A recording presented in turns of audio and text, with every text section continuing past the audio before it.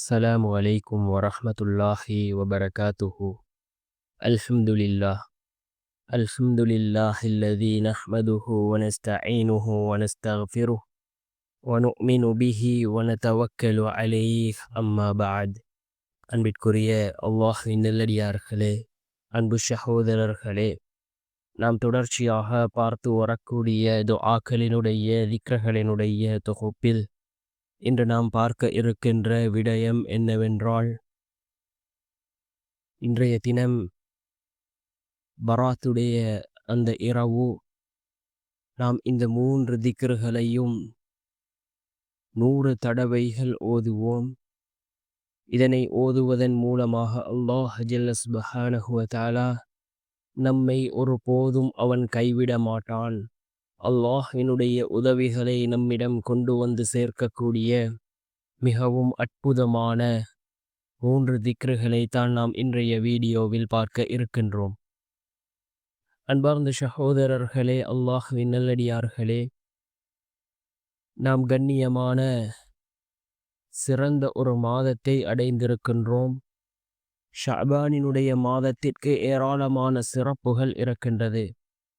இந்த ஷஅபானினுடைய மாதத்தில் ரசூலுல்லாஹி ஸல்லல்லாஹு அலைஹி வஸல்லம் அவர்கள் அதிகமாக நோன்பு நோக்கக்கூடியவர்களாக இருந்தார்கள். ரமதானுக்கு அடுத்தபடியாக ரசூலுல்லாஹி ஸல்லல்லாஹு அலைஹி வஸல்லம் அவர்கள் அதிகமாக நோன்பு நோற்றது இந்த ஷஅபானினுடைய மாதமாக இருந்து கொண்டிருக்கின்றது. அதே போன்று ஒவ்வொரு மாதமும் பிறை 13, 14, 15 இந்த தினங்களில் நோன்பு நோற்பது மிக பெரும் ஒரு சுன்னாவாக இருந்து கொண்டிருக்கின்றது. ரசூலுல்லாஹி ஸல்லல்லாஹு அலைஹி வஸல்லம் அவர்கள் இந்த பிறை 13, 14, 15 நோன்பு நோக்குமாறு சஹாபாக்களை நபி அவர்கள் வலியுறுத்தி இருக்கிறார்கள். இந்த நாட்களில் நோன்பு நோற்றால் ஒரு வருடம் நோன்பு நோற்ற நன்மையை அல்லாஹ் வழங்குகின்றான் என்று அதனுடைய சிறப்புகளையும் ரசூலுல்லாஹி ஸல்லல்லாஹு அலைஹி வஸல்லம் அவர்கள் கூறியிருக்கிறார்கள். நாம் இன்று பிறை 14 இருக்கின்றோம்.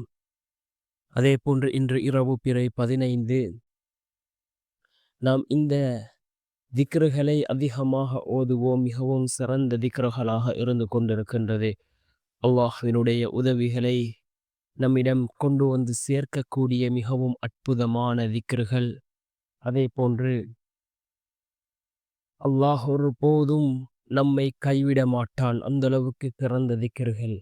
என்ன திக்ர் என்றால், யா பதி அஸ்ஸமாவாதி வல் அர்ல், யா தல் அர்ஷில் மஜீத், யா மாலிகல் முல்க், யா பதி அஸ்ஸமாவாதி வல் அர்ல், யா தல் அர்ஷில் மஜீத், யா மாலிகல் முல்க் என்று வரக்கூடிய இந்த 3 திக்ர்களையும் நாம் 100 தடவைகள் ஓதுவோம்.